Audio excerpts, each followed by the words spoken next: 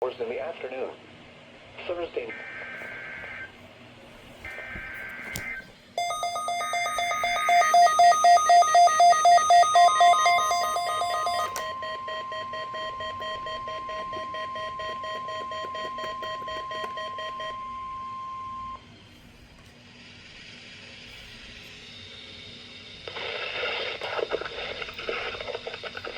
This is NOAA Weather Radio, the 24-hour voice of your National Weather Service. The preceding signal was a test of the public warning and alarm for transmitters in the Florida listening area originating from Ruskin, Florida. This was also a test of the same system or specific area message encoder.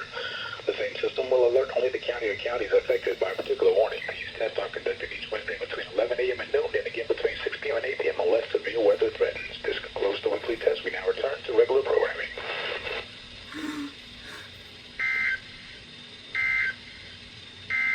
The current time is 6:23.